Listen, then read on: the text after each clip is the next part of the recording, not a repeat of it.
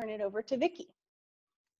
Thank you. I just wanted to welcome everyone as well. It really is wonderful to see you. And I really appreciate everyone joining us to share what's working, your questions, your trials and your tribulations. And this has been our 4th meeting, and I learn a lot every time I attend these. Also, I learned that you can hide yourself so that you can look at everyone else, but you don't have to get distracted by seeing your image with everybody's. So that's what I have learned to do. If it makes it easier on you, again, go to those 3 little dots, and there's something that says about hiding yourself. So thank you again. It's so good to see you. Thanks, Vicki. I also saw in the videos that I have chosen to do that there's this little button that says touch up my appearance, which I have found valuable. So welcome everyone. Again, we would love to see your faces if you don't mind sharing your video. We are going to jump right in. I have asked a couple of presenters who have started to reopen to share a couple of stories of what reopening has been like for them, the ups, the downs. And then we're going to hear from Crystal Young-Otterstrom, who's going to talk about both resources in terms of funding, but also changes that are kind of coming down the pipe. So I'm going to start with Seth, if you wouldn't mind sharing your reopening story. You're muted, Seth. There we go. There you go. Can you? Am I good now? Okay. Yeah, our reopening story, as many of you know, was pretty short-lived. We were making preparations to reopen, and we had actually invested money and supplies and things that we needed to reopen. And then when it came right down to it, we ended up having to cancel our show anyway. But I think it was a valuable exercise for us to at least go through the preparations. I think we had pretty much thought of every scenario that we could. Things, I'm sure would have come up as we went along, but the preparation of it, I think was a good sort of exercise for us, because I think even when we do all start to finally reopen, I think it's going to be a long time before we're back to anything that we could sort of recognize as normal. One of the really helpful things that we did that our patrons really loved, and we got a lot of positive feedback, was that video that we shot and put together, kind of walking through our precautions that we'd taken and what they could expect to see and where the new lines were set up. I think a lot of our patrons were wanting to follow the guidelines, but they were almost you know how you don't want to be that guy where you show up and you are messing everything up and you don't feel like you know what's going on and you feel a little embarrassed, so you're hesitant to go because you don't want to be that person. So I think just walking them through it, this is where this line's going to be, this is what you do when you first arrive, this is how we're going to be taking your tickets, really kind of helped everybody's comfort level. And we got a lot of positive feedback from our patrons on that it made them feel more comfortable and just reassured in general that we were taking it seriously and that we had obviously put thought into putting precautions in place. So that kind of a thing. Beyond that, because it was so short-lived, there's really not a lot to my reopening story. One thing that I will say is wasn't really on my radar as we look towards reopening, whenever that is, but kind of is now. The whole reason that we canceled Mockingbird was because the cast was saying that they weren't feeling comfortable. They appreciated all the precautions, and they all said that they didn't think there was anything we could have done better, but while they were here, but it's out in their everyday lives and what they may be exposed to, and then coming back here and being in this close space. So it was actually the cast that was the main factor in why we ended up canceling our production. And it wasn't all of them, but it was enough of them that we weren't able to proceed. And so, this whole time I've been worried about, what the audiences are going to be like when they come back and all that. And we had obviously taken precautions to take care of our cast and crew, but how many of them, how long they're going to be reluctant to come back, even with precautions in place, is something I just hadn't really considered a whole lot. I thought if we showed them that we were all the steps we had taken and that we were taking it seriously, that they would be fine. But I think a lot, depending on who you are, the fear from this runs a lot deeper in some people than others. And I just sort of, I was a little bit surprised to see that. Maybe I shouldn't have been, but I was. And that's about, I think, all I have from our reopening story. If anybody has any questions about what we did or things that we experienced, I'd be glad to answer them. Seth, thank you. I really do appreciate that. It looks like Rob has a question. Yeah, Rob, what's up? Question was, how did you plan to deal with the social distancing of your audience? Well, we're fortunate enough that we have a very big facility. We seat 1,100, and so we were able to keep 3 empty seats in between each party and only seat every third row, so keeping 2 empty rows in between each occupied row, and still be able to accommodate between 200 and 225 people, which isn't a lot, but it's better than being able to, only do a show for a handful of people. And that's really just that we're so fortunate that we have such a large facility. Okay, thank you.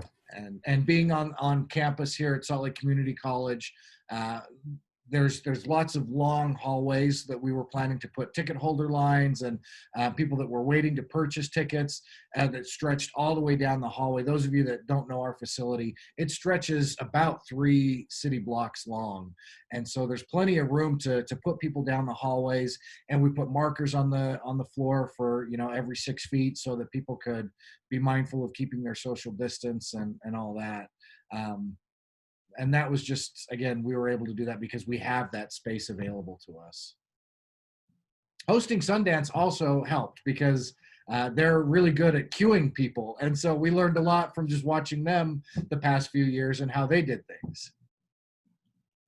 Great, thank you, Seth. Seth, if you don't mind, I think that video that you made, if you wouldn't mind putting that into the chat. I think we did that last time, but I still think it's worthwhile for people to get a chance to look at it. Sure. I will do that. Thank you. All right, Tessa, how about you? How's reopening been looking for you? Well, it's been a wild ride. I told Jason this all feels kind of old hat to me at this point. So if you have any questions, please feel free to throw them in the chat, and I'm happy to speak to that. So if you're not familiar with Davis Arts Council, we are located in Layton. We call the Kenley Amphitheater home, which is an 1,800-seat outdoor amphitheater located in the middle of Layton Commons Park. In a normal summer, we host about 40 events over the course of 12 weeks. We do a ticketed concert series, which hosts larger name touring. Go, thank you. So we also do a free Sunday night concert series. This is our longest running series, and we've been doing it for 40 years. And then we also show free films every Friday in the park. We have a really nice LED screen, so we're able to start them at about 7 or 7:30. So this year is obviously not like usual years, and we did cancel the entirety of our paid concert series. We have moved forward with doing just a handful of free Sunday concerts and free Friday films. The largest reason we were able to do that is because we get funding from our local ramp tax, which is, ramp, rap, zap, kind of all the same thing. So, we're very fortunate that that money was already set aside for this, so it couldn't be reapportioned into the budget in any other way. So we were able to use it to pay for this programming for the community. So that, in tandem with the fact that we have an outdoor venue to work with, gave us the ability and the flexibility to move forward with it. What we've done as far as the actual venue and logistics goes, for the free events, it used to be we would just throw open the gates. Anybody who wants to from the community could wander in. And we could usually expect about 600 to 800 people at any of these free events.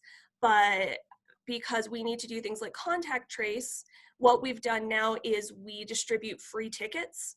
We were able to negotiate with our usual ticketing provider for them to give us a discounted rate on free tickets, which has helped a lot with distributing these tickets. When we worked with the health department, they said that was an okay method of contact tracing, and fortunately we haven't needed it yet. But we've been distributing those free tickets. We already had print at home, but we also added smartphone ticketing. And then we do allow pickup at will call, but we very rarely have people take advantage of that. Most people have preferred the contactless ticketing. Within the venue itself, we have permanent seating and grass. So in the fixed permanent seating, we have closed every other row, and it's physically closed. So there's actually bungee cords keeping the seats up, and there's a sign at the end of each row that says this row is closed. When we are distributing our tickets, we distribute them general admission within sections. So patrons can select either permanent seating or grass, and then general admission within there. So people can select their seats, and then we have our ushers use painter's tape to physically tape off 3 seats between each group on either side. And that's about 6 feet of distance. So that results in the groups having a good amount of distance there. We also have ushers and security up in the grass, helping to remind groups to stay distant from each other. And usually it's as simple as saying, oh, are you guys together? Oh, can you make sure to give us a little bit of space? They're really helpful about that. The great thing is patrons have been extremely helpful, extremely willing to oblige. People just want to get out and do something, and so they're willing to work with us. We started requiring masks recently. We've had some grumbles, but overall it has been good, and I feel better about putting our volunteers out there with that. Any of our volunteers who are interacting closely or face-to-face with patrons also wear face shields in addition to the mask. The exception is in the box office, where we were able to set up an actual plexiglass divider. We're limiting our audience to about 30% of our usual capacity. So in the permanent seating, we have 545 of those seats. We're releasing 150 tickets. In the grass, we have 1,100. And we are releasing about 350 up there. So we're trying really hard to keep it suppressed. We've also noticed with free tickets, only about half of the people who pick up tickets tend to show up. And I'm not sure if that's, well, numbers have been going up, so people are feeling nervous, or it's a free ticket, so I feel like it doesn't matter if I don't show up. Free tickets are complicated in the best of times. And right now especially, it can be hard to pinpoint exactly what's going on. We have an event coming up on Sunday. We're doing a free concert, and we've distributed the most tickets we have so far for one of these events. We have never distributed all 500 tickets we've made available, and I think that's partially because the last month or two has seen higher case counts and people have been feeling more nervous. This is our first event since we've seen the real confirmed decline, and I think that that may be contributing. It's also a popular artist with the locals, and so I think that that's also kind of helping to bring people out and make them feel a little bit safer. With the movies, we actually do double features. We show a little kids movie at 5 o'clock and then an all ages movie at 8 o'clock. So we close down the venue in between and sanitize the seats, and we use the same sanitizer that's used on the playgrounds. Since we're in the middle of a public park, we were able to coordinate with our Parks and Recreation department to be able to use those. They're super simple and easy, so it only takes us about 10 to 15 minutes to sanitize all the permanent seats and the handrails and those high-touch surfaces.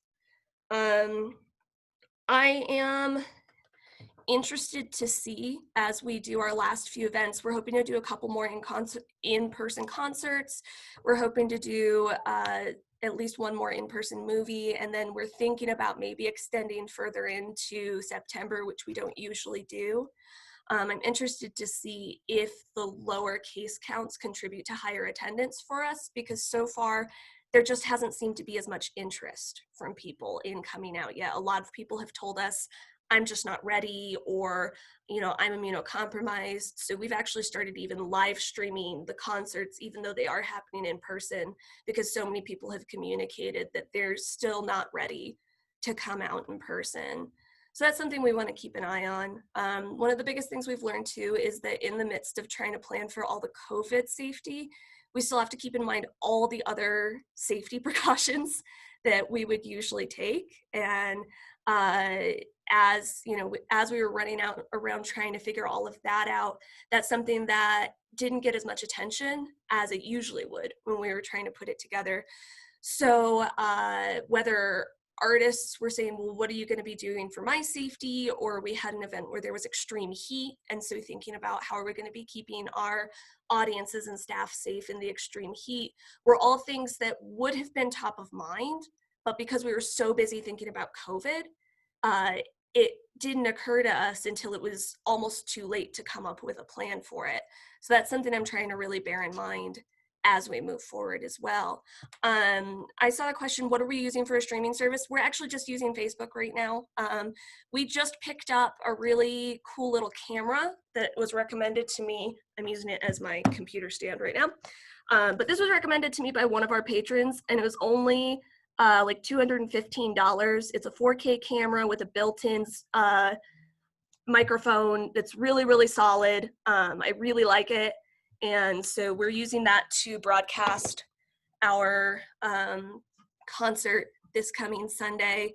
We're using Facebook right now. We're hoping to be able to eventually multi-stream and use both Facebook and YouTube, but that's something that costs money and uses a lot of resources. And unfortunately, at the beginning of the summer, we had to furlough our whole staff except for me.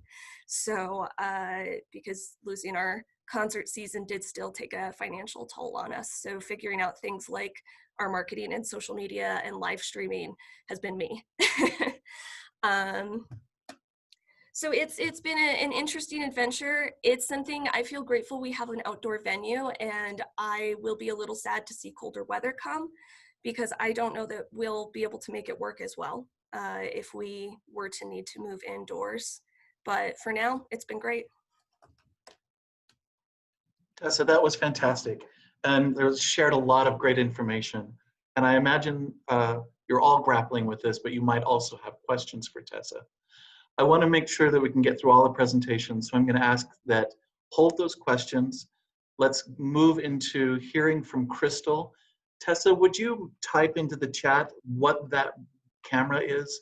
Like, just so other people, if they're interested, can have that access to it.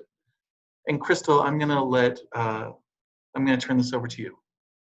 Okay, thanks, Jason. I'm really happy to be here today. So thank you, everybody, for the invitation. And most of you are members and participate in the Monday webinars or the Tuesday cultural conversation calls. So if anything's repetitive, just let me know, but wanted to make sure you're not missing out on anything. So first, funding opportunities, I'm going to put a couple links in the chat. So here's where we're listing all the current state options, which of course include Create in Utah, which ends today at 5, closes today at 5. Safe in Utah, which is gone now. So that was a $5 million grant for PPE expenses, essentially $100 per full-time employee. That has been all claimed at this point. The state may refill it on August 20th at the special session. Let me put that link here in the chat as well. And then the Shop in Utah grant is technically still open. You can submit an application, but I know that they've essentially spent the money and are sending acceptance notifications. And so far, from everyone I have heard from, is essentially what they asked for, which was the lesser of $50,000 or their COVID loss. So whatever you put in there, what you were eligible for is what you got for the most part. Although I know some people have gotten acceptance emails without dollar amounts listed. But from those who have gotten dollar amounts and have reached out to me, that's what they've said. There is also on that state list, there's the Multicultural Affairs Grant that just opened, and is it August 27th that it closes? Vicki, do you remember off the top of your head? I don't remember either. I think it's August 27th. It's $1 million, and it's intended to provide essential needs to our diverse communities who have been the hardest hit by COVID. So if you're not an organization that can provide essential needs, then probably don't apply. And then regional opportunities, I'm going to put this link here and then pull it up. So quite a few counties now at this point, and only one city have used some of their CARES Act dollars to create different kinds of grant programs. Most of them are kind of all economic development, all industries apply.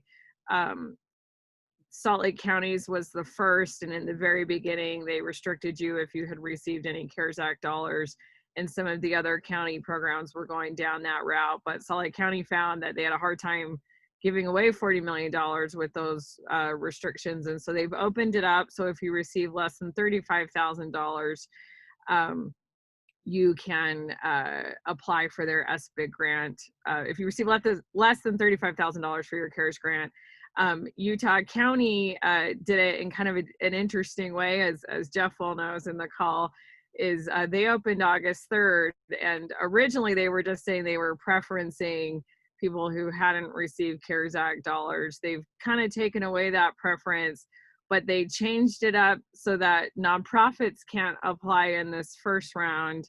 They can apply starting August 11th, and it's they've set aside $5 million specifically for nonprofits, and it's going to be a slightly different application than the current application they have for Utah County. And then Ogden City, Ogden, and Davis all announced their programs together all at once and kind of coordinated their programs together all at once. They've been open for a while.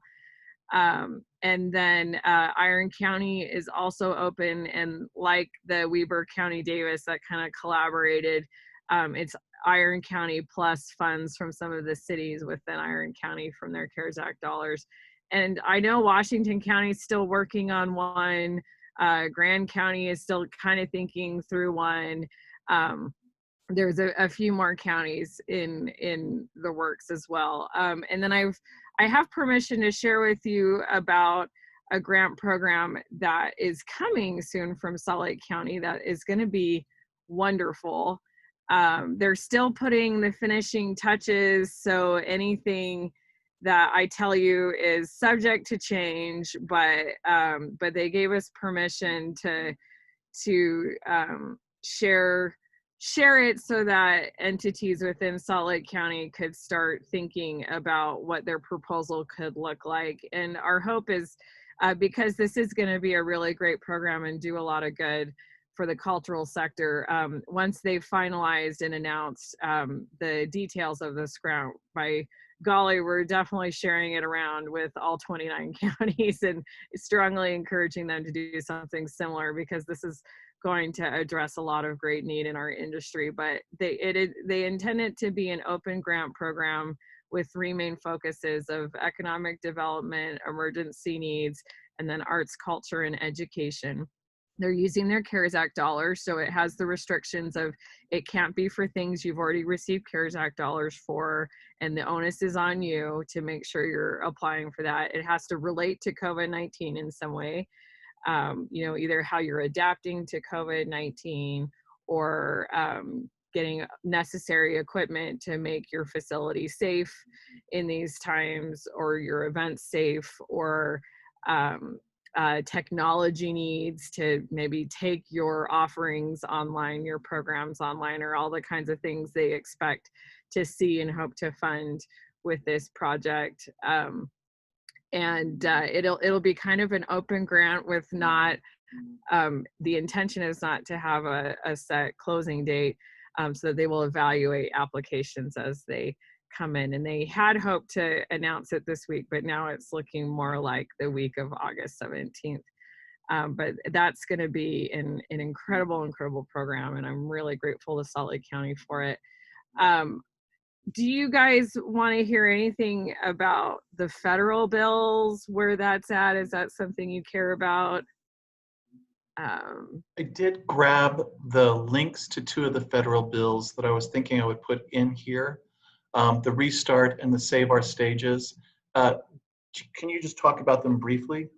Sure. And I just put in a link where we're tracking all of it so you can get a summary.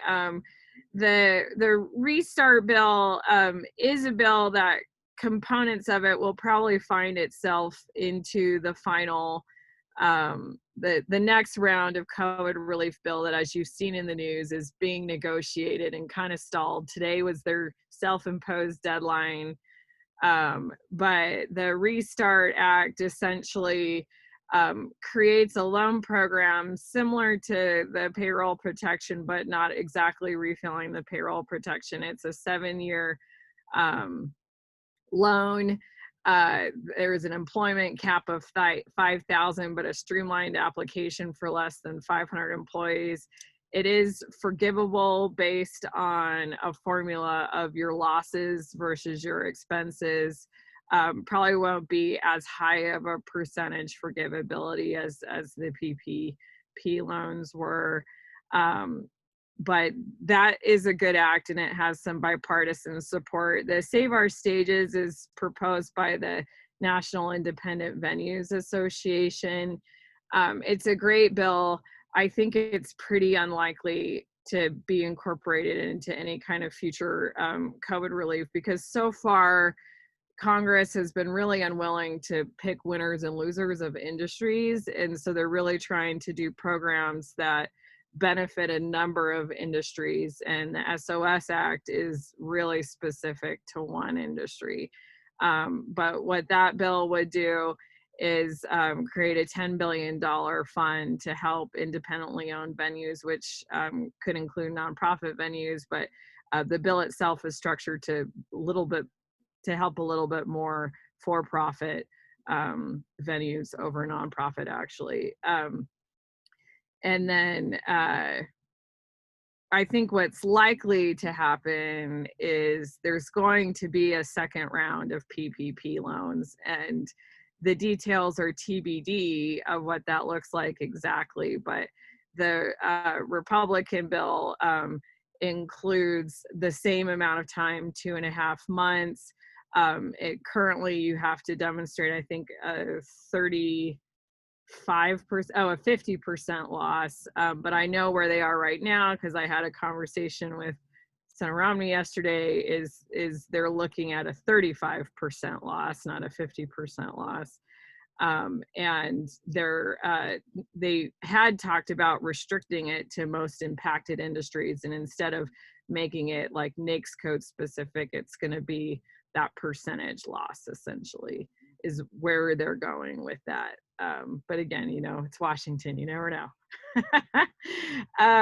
And then I wanted to share with you guys a page we're working on right now is tracking a bunch of aerosol studies in the performing arts, because that's been a big question. There's now a number of studies, not all of them saying the same things. Some are saying these instruments and these performers only need 3 feet of space and these need 10, and it's not really consistent yet. But I've been sharing those with the people who have expressed interest in them, and there's enough now that we're going to try to make it a little more ongoing. And then I think you wanted me to mention, Jason, the building where I'm at here at Kiln, it's a co-working space. So I am back in the office, but I'm back in the office because they've installed UV filters and a really nice HVAC system that kills viruses. And it was $10,000 for this very large office space. And so I wanted to share the technology that they've implemented and just let you know there's a lot out there, and we'll start working on kind of building a list of stuff like that to help your facilities feel more safe and give your consumers more confidence. And then the Fuse Tech is actually a spray that they put on things that kills viruses for a year on top of cleaning. So that's pretty cool. And then for what's coming down the line, so Jill and Vicky and me have had and are having a bunch of meetings over the next couple weeks for the special session on August 20th, working to get more support for our sector and the programs that have been created. The other thing I want you guys to know about is the new Now Playing Utah is launched. We haven't made the big broad announcement because the developer's still working on a few things. So like the public art directory, it's not there yet. That's the one we're most excited for. But the cultural asset map is like 95% there. And so some of the things that are new, obviously it's a new look, new feel, more modern. Now the cultural asset map is populated by the database. So when you update your venue, artist, or organization listing, it updates the map. We spent thousands of hours updating the databases over the last 6 months. So please go take a look and make sure that your listing is how you want it, because we've spent a lot of time making sure that they're updated and have good photography and current logos and things like that. And then there's a public art map, which obviously that's the big thing that's not there yet, but it's about to be there. And so you can go and look at all the public art collections across the state. The only one we're missing right now is St. George in Washington County. It's been tough to get a list together, but we're trying to get them in there. And then, yeah, there's also artist design masks on there. If you need to order PPE, we've developed a nice relationship with a local, what's the distributor? That's the word. If you need anything else, let us know. We'll try to help you out.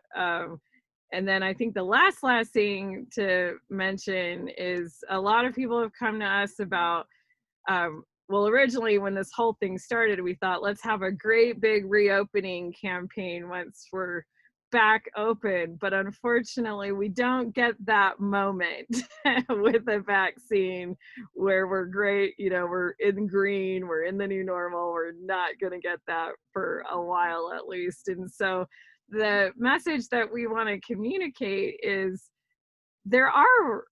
we are open as an industry in different ways. So whether that's virtual or an adapted drive-in or curbside performance, or in-person and spaced, or in-person and masked, there's right now over 1,400 opportunities that you could go and do right now at Now Playing Utah that meet what your risk level and your comfort level is. And so we're tentatively calling this Culture Your Way, and then having like the subcategories of Art Your Way, Museums Your Way, Zoo Your Way, you know. So we're just kind of putting it out there and seeing if people like the concept, like the name. It would be in connection with the In Utah campaign that GoEd's putting together. And we talked about last Tuesday, but the idea is to let people know that they can support you guys still. So, Crystal, thank you so much. That was a ton of great information. I really appreciate it. All right, so now there are a couple of polling questions I want to put out there, and then the rest of our time is just going to be for you. It's time to ask each other questions, to put out the big burning topic that you want this group to discuss. But Tracy, let's put up those polls. So everyone, these are kind of some questions that I've been hearing from people, and we want to see from the full group people's reaction. And thank you, Tessa, Seth, and Crystal for presenting. That was really terrific. I apologize. We have a minor technical issue. All right, that's fine. So if our colleague Laurel is on, She might be able to help launch the polls, but if not, I can't at this moment. If we would just want Okay. to open it for discussion for a second. Yeah, let's just open it up for discussion. I am on, and I will look and see if I can launch them. Great, thanks, And I Laurel. may also jump off as well, but let's just see what I can do. All right, until we've got that going, let's just open this up for questions. There was a lot that we heard from other presenters. Oh, look, there's the poll. So on this one, that you what we can wanted? answer many of them.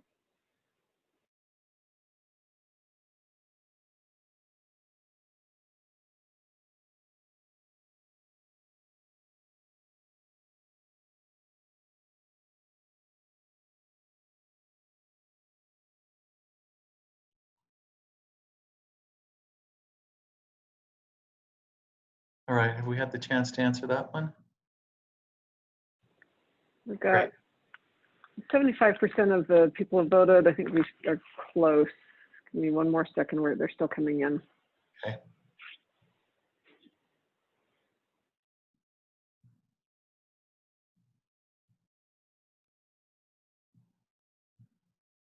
Okay, I'll go ahead and end that one.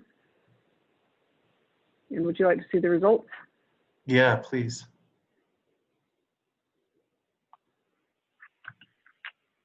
Okay. So mostly we're not feeling pressured, which is good. Although some of us are definitely dealing with it. Okay, thank you, Laurel. Let's go to the next one.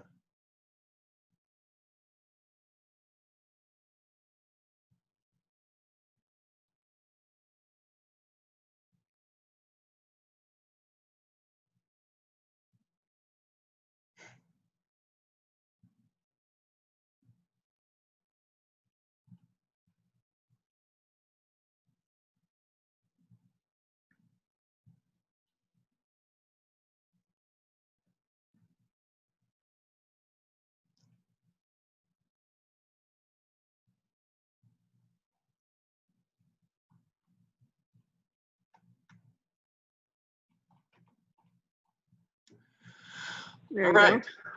Thank you. So interesting numbers. There's a number of us who are, well, you know, in production. 14, nothing scheduled yet. 14 is next year. Next month, 10%, fall 17, winter 10. All right, thanks. And then the next one?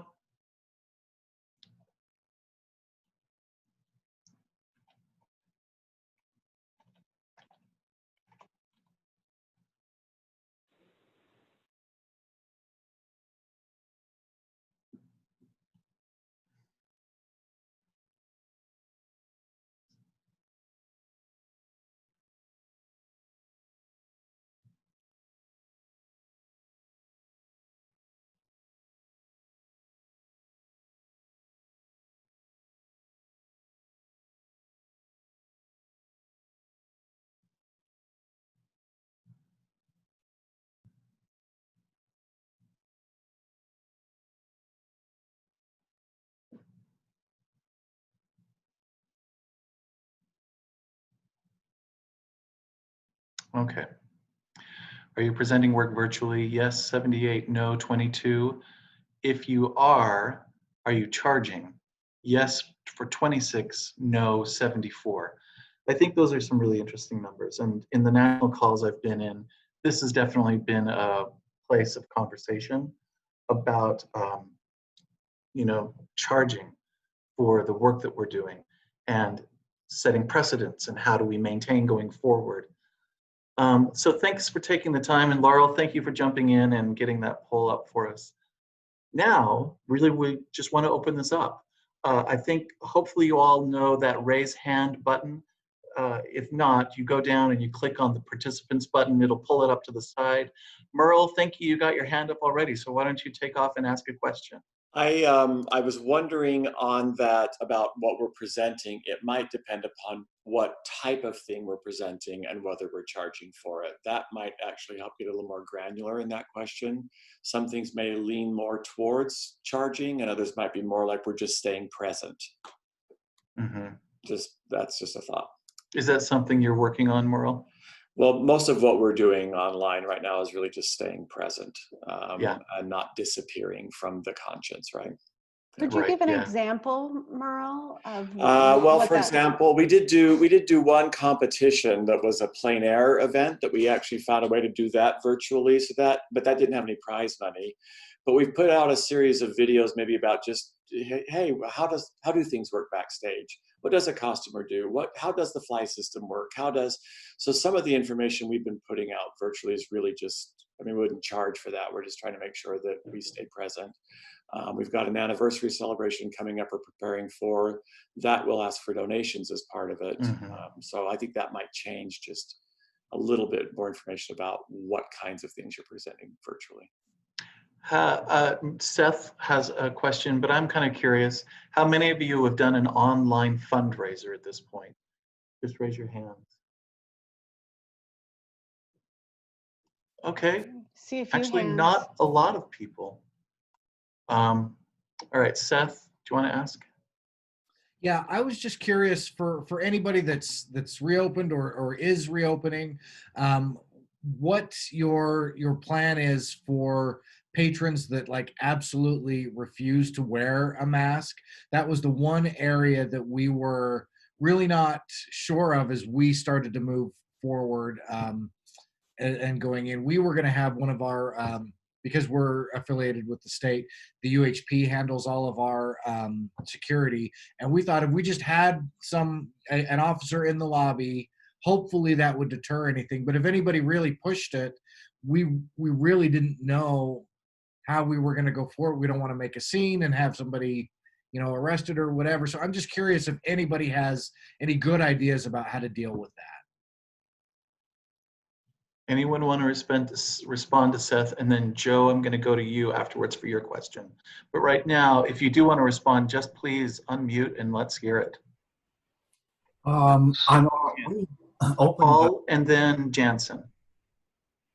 Seth, what we've done here in the Covey Center is we had some groups that had some problems that were with it.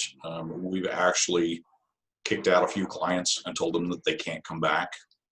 The way that we're proceeding forward with clients that'll be coming in the future, we are notifying all of them as part of their contract that the first thing that we do is we will ask the person to put a mask on. If they don't put one on and they totally refuse, we will pull the director from wherever the director is to come deal with it. And if the director can't get them to do it, we're canceling the show for that. Oh, wow. So we're being very severe about it. That's great, Paul. Thank you. Jansen. I was just going to say from a legal standpoint, I know that there's been a lot of questions as to whether or not it's okay for you to refuse service for somebody who is in that particular case. Basically, you are an event that they are still a guest. And so you can establish rules and protocols around your event. And if someone is not willing to follow those rules and protocol, they shift from a guest to someone who is now a trespasser. So legally, you can refuse them service and they can scream and yell all they want, but legally they'll have nowhere to stand. So that's something that you might want to be aware of. I've heard something similar, Jansen. Thank you for sharing that. Others? We're not reopening right now. This is Bridget from BYU, but one of the things that we have prepared for when we do reopen is very clear verbiage for our website, know before you go emails, signage before they get to the doors of the theater, things like that to let them know what they should expect. And our verbiage in that does indicate that we are able to, you will be denied entry if you are not masked. Thanks, Bridget. Rob, were you trying to answer this? Well, I was just going to say, we've only had one case so far where somebody didn't kind of refused to wear a mask, and they claimed it was on medical grounds, and we simply apologized and offered them a refund for their ticket. And as soon as we did that, they put a mask on and came in the theater and stayed the whole time with their mask on. Oh my God. Yeah. But they we're- took the refund. Did they take the refund and still sit there? No, he didn't take the refund. Thank you. However, we probably would have given it to him anyway, you know. But Thanks for that, Rob. All right, Joe. Joe, you have a question. So I know a lot of us are looking at virtual broadcasting and whether or not that's going to be behind a paywall or not. At Utah Presents, we're leaning towards the paywall, like heavily. And so I'm wondering if anyone has dabbled with that and what successes and what troubles that you've come as we're all starting to ramp up and do this beyond just pushing it to YouTube with, you know, your basic camera. I can speak to this a little bit. I'm Caleb Perry with the Ziegfeld Theater. When COVID closed, we were right in the middle of our run of Newsies that we were doing in American Sign Language. We had amazing success with the show. It was awesome. And we had, you know, we closed this, sold out, the whole story, right? So we immediately moved to do that show online. MTI actually came out and said that we could. And so we streamed it online for pay. I think our ticket price was $9.50. The problems I ran into at the time was, one, you got to make sure, you know, that the rights are there for you to do that. Two, make sure what the rights are. One of their complaints was I had opened it up basically to the world. You know, I just put it out there and said, hey, come see this show. So we'd had a lot of requests from other states, people that wanted to see it that couldn't make it. And so we were able to sell the show online successfully. And it did make some money, not as much as I would have liked to have seen, of course. We used a streaming service. I can't remember the name of it. I'll find that out in a second and put it on the chat. We just encountered a lot of problems and so make sure the streaming service you go with, you know, problems with people not getting the right passwords that they needed, or they'd watch for a minute and then it would crash out and then they'd be like, hey, buy again. And so we had to run full-time back-end support on it for the whole 2 or 3 weeks it was out there.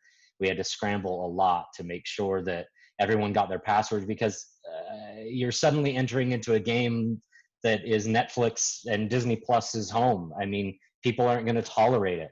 They're not going to tolerate my password doesn't work. They're not going to. And so it caused a lot of issues. And I don't know if it didn't snowball because we were able to catch them pretty quick, but not what people are used to. You know, it's not our jam. So those were the cautions that I kind of give. Make sure. I wouldn't necessarily recommend the streaming platform I went with, but I will give it to you so you can see and kind of check it with others. It's just, it's a difficult thing to sell online right now. And the space is so big. I don't know. I don't know how I feel about it. I keep thinking, you know, that was a case where we were able to get the cast in safely, right, and get a really good performance of the show videoed. I mean, it was a high quality version of the show. And even then, I mean, it didn't really spitfire past what I kind of expected anyway. Caleb, thank you so much for sharing that. Seth, I saw your hand up. Is this in response to the question as well? Yeah, so we started Hail at Home right after everything started, and it went really well. And we've got an IT team that can help answer any questions that people have about it. There was a lot of things that deal with making sure people get the codes and stuff, the passwords. And our staff were so amazing that they were literally watching the emails come through and getting those personally to people. So there was a human element in that we're a little bit worried if we went full-time, it would be difficult to do. We're trying to work with MTI right now on I think this next one is just internally on a hybrid, where if someone can't make the show, they can actually catch it streamed. It's like a seat, a virtual seat. Cody Hale is on the call with me if he has anything he wants to add, but I think that's it's been really successful, and we're grateful for that opportunity. It's nice to have a backup plan, I guess, is really the bottom line. Jeff, do you know what service you all were using? Our IT guy will, for sure, and I could get that to any of you at any time. So I would love to have that to share with people. you got it. Thanks, Jeff. Seth. I just had a question for Caleb, and I guess Jeffrey too. What kind of a response did you see from that? My big concern with that when we looked at exploring it was part of theater is the live experience, is the being there, the shared experience. And is anybody going to pay to see our show when they can watch Netflix or Disney Plus or whatever? So I'm curious as to how big of a response you had to that. It was amazing, frankly. It was wildly successful, the first show. Daddy Longlegs, MTI agreed to let us do that show immediately because it was a 2-cast show that we'd done already. And it was amazing, the response that people had. And I've listened to, there was a gentleman that ran I should know his name, an executive director from a famous theater. I watched his YouTube video about how nothing can replace live theater. This was never designed to replace live theater. It's just a different way to convey it. In fact, there was a guy we jumped on a call with that talked about it. He did, I'm trying to remember what show he wrote. But anyway, he basically said it's like being in the lobby of the theater while you have to wait to go in. And he's like, it's not the best option, but it's better than nothing. And so you really have to kind of understand what it is you're trying to do. We're not trying to make movies. We're not filmmakers. We're literally just trying to capture live performances and provide them to people because that's what they want. We had a positive spin on it, but honestly, I think how unique that show was the success of it. I mean, Newsies is Newsies, and people can watch that one on Disney Plus. The professional Broadway, you can't beat that. But everyone was really tuning in for the element of the ASL.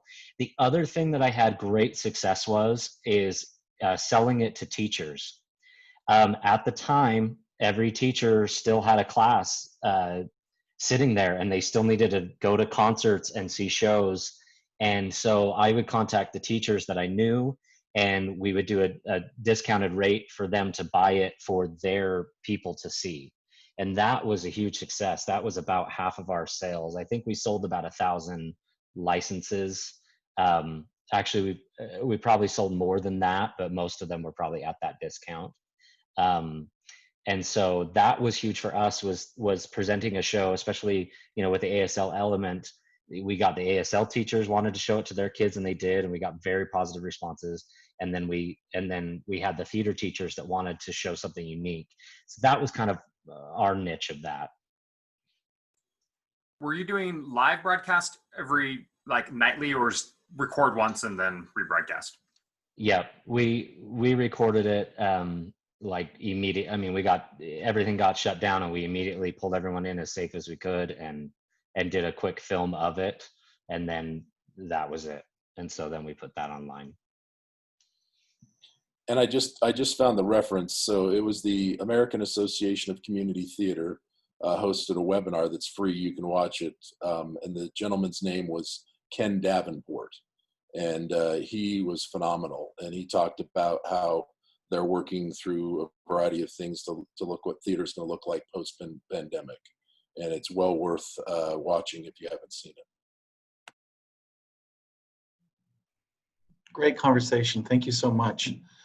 Are there other things that people are kind of grappling with that they'd like to get some? I want to acknowledge that we're at time and excuse anyone that needs to leave, but Jason and I can stay, and if you all want the conversation to continue, please keep talking. We'll record if anyone has to leave, and I'll share it probably on Monday. I am thinking I'm going to plan another call like this for September. We're going to be doing a big switch in September, summer to fall. So just know that I'll be sending something out for the end of that, towards the end of that month. If there's things you all would like to talk about or someone would like to present, please let me know. But anything else still for this conversation? Jim, I saw your hand go up. Just saying goodbye. Oh, bye, Jim. Thanks for Thank you joining very us. much. Yeah. Appreciate it. Yeah.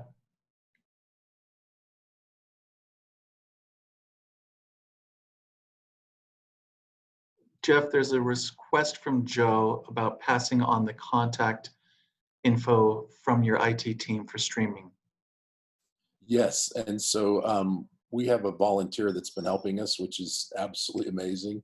And so because of that, I'll be sensitive to ask him first if I can share his name. I will definitely find out what product he used. And so I can definitely get that to you. I know that forgive me, I'm sorry, you guys know I'm not a theater guy. I'm a rock and roll concert dude. So I'm trying my best here. I support theaters and I love them. I know Crystal's laughing right now. So, but there is something about MTI. What do we call MTI? Is that a something house? Jason, what are they called? They're MTI. It's like the place. A licensing house? A licensing house, yeah. So the licensing house, they're working with people to do all the live streaming now. So they actually have a live streaming service that you can use through them, and that's an option. So that's what it is. So there are licensing houses out there that have streaming options that you use through them to be able to capture their payment as well as your payment. So it's there are quite a few different ones out there. So the biggest thing that we've learned about streaming is it just depends. It depends on the show. It depends on the licensing company. It depends on who holds those rights.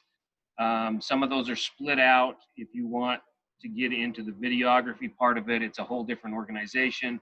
So it's just really important to make sure that you don't find yourself in trouble with your licensing companies that you've built all these great relationships with. Make sure that you're talking with them, and they're very helpful with what they can do and what they can't do. So don't shut those doors. Make sure you stay in close contact with those organizations. Well, I also learned there's a difference between a rebroadcast and if you're doing a one and done, your licensing there gets a whole lot different, especially on the music front. If you're doing the rock and roll concert, and if someone does a cover, it's a whole ball of wax. Something just to add to this too is just to piggyback. The licensing companies are new to this too. I mean, we are all new to this, so do not hesitate to ask them questions. It's what I found when I was working with them. It was like, hey, can I do this? And they'd say, I don't know. And they'd take a week and get back to me. So a lot of these decisions are being made on the fly at the best they can. So if you are looking to do something that's initially a no, sometimes you can push a little and maybe find a yes there.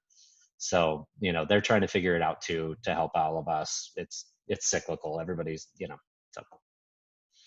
The good news is, though, once we have a handle on how to do all this, we'll be starting to go back to normal and it won't matter anyway. Yeah, and I feel like I'm putting a plug in for this AACT group, but they've been great. They've offered a lot of free seminars and webinars that have been extremely helpful. There is one with MTI and another licensing group on it that they talk through all of this and just discuss the same things Jansen just said. So thank you, Jansen, for that remark. I mean, they're saying work with us, talk to us, keep communicating with us because they're all very different.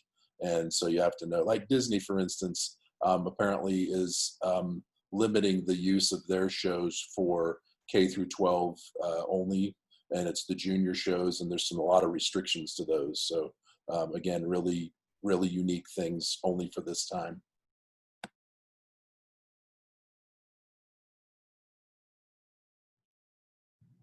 Is there anything else anyone would like to talk about? If I could put one plug in, I'll go to any concert anywhere if someone will have one. Cheryl? Come up on Sunday if you like a cappella. At Holiday, we're having concerts, drive-in, in a big parking lot. Jeff Whiteley, excellence of the community, next Saturday, and also the 29th, and they've been turning out really well. We have not had good experience with live streaming. There's not a good connection in the parking lot. So live streaming live has been a bust. But we have recorded and put that online, and some people have looked at that, but live streaming has been a bust. But we really, our intent was to do it for the live. You get to sit there and hear real music part of it. And that has been very successful. Yeah, we've also done some drive-in style concerts, and we'll be continuing those a little bit later in the summer as well. They've been very positively received here in the community. There's not a lot that you can fit into a parking lot, depending on your parking lot, but they've been kind of fun events. So yeah, there are things out there.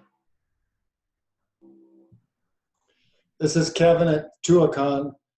We've got Fab 4 coming on September 29th and Hotel California coming on October the 2nd. Outdoor amphitheater. And so if you want to have a little trip and come down, enjoy the outdoors. We hope we get to green by then, but we'll see. Yeah, the last time I looked at the map, it's definitely shifting. There's more green now than I'd ever seen. All right, I want to say thank you all so much for coming to this. Did someone else, Tessa? Oh, if any of you are doing anything about Christmas, that used to be a way that we made money, and I have no idea what to do. So, great conversation. Yeah, if you have any thoughts on Christmas, because I am tearing my hair out and my board wants answers. Maybe that would be a good thing for the next conversation. That would be a great thing. We've got 4 nutcrackers that are supposed to be coming in, and we don't know how we're going to deal with each one of those nutcrackers because they make all of their money off of selling the entire theater. Has anybody gone to selling your entire theater, or are we all still social distancing? I don't see anyone from Hale here, so. Yeah, at Tuacahn, we already can do shoulder to shoulder in our seating under the yellow requirements that we're under, but everybody has to wear a mask. So we're just requiring masks because we're going to be cooler by the time we start our first event. We'll be doing every weekend starting the end of September through October, and then we'll go indoors for Christmas. It's all concert related kinds of stuff, and we will be sitting shoulder to shoulder, but require masks. Okay, that requirement's been there for quite a while on anybody that's in the yellow. But we haven't found audience members that are willing to come in and sit shoulder to shoulder. And so that's where Yeah, indoors, I think that's tougher. You're right. But because we're outdoors, we're sensing that we also have an overflow area that's separate for those who are senior that is away from everywhere else, where we can socially distance those areas. We also have a better exiting strategy now and entrance. So we're going to try and accommodate those who are more concerned. But indoors, you're right. We're hoping by Christmas it's people feel comfortable sitting shoulder to shoulder, but who knows? Have you thought about it when people, so mask required to get in and take your seat, but what happens when they take off their masks and they're sitting shoulder to shoulder? Have you thought about what that looks like?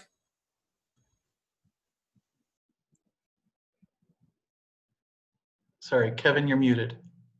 Sorry, we're not expecting that people will take their masks off. Our requirement is they leave it on during the entire concert.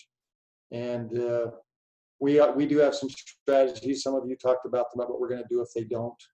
Again, but having those overflow areas is going to help us maybe deal with a difficult customer to kind of quarantine them away from everybody else if they're not wearing their mask properly. But yeah, hey, it's new for us too. We don't know what's going to happen. My experience is that people who enjoy live performance, generally speaking, at least the clientele we seem to attract, are generally nicer people. And we're not doing the kind of thing that attracts the person who's going to be difficult, we hope. Seth, I saw your hand up. Yeah, I was just curious. Well, not really curious, but as we all sort of move forward, especially into the winter when we don't know what to expect, it's a little bit different for the outdoor venues and things like that, and especially you guys down there in southern Utah. But I would love it if, at least for the Salt Lake Valley, we could come up with a way or some kind of united front that we could all agree to do things a certain way, because I think what one theater does really reflects on all of us. And I don't know, maybe that's not something that's possible, but I think if we all agree to kind of do things the same way or follow the same guidelines or whatever, it might help, because I don't think that people recognize us as individual entities as much as just theater in general. And I really do think what one company does reflects on all of us. And if there was a way that we could all sort of say, this is what we agree to do and how we agree to do it, at least in theaters that are in the same region, I think it would be really helpful. So I'm just putting it out there. I have heard that same conversation, Seth, that there are guidelines that the state has come out with, but then of course I think individually each organization is going to have what's their comfort level. But I know Wendy Hassan has also said, and she kind of was hoping from these conversations that everyone might kind of get to a similar place about like guidelines that look kind of similar from organization to organization. Although I don't know if we can now, kind of the cat's out of the bag with some organizations that are out there and already running. Hale is open and they're shoulder to shoulder with masks on. So that's kind of already down the road.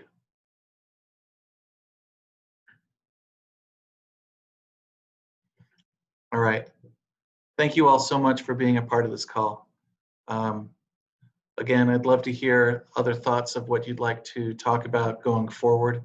Definitely, I think talking about the holidays is going to be a good one. And I think there might be some other conversations that we want to have outside of just COVID topics. Bridget was talking about that there are some other things that we might want to talk about. So please let me know and we'll figure them out. Is there a mailing list for this group? Yeah, Joe, thank you for bringing that up. I am still researching a way that we can host some sort of listserv.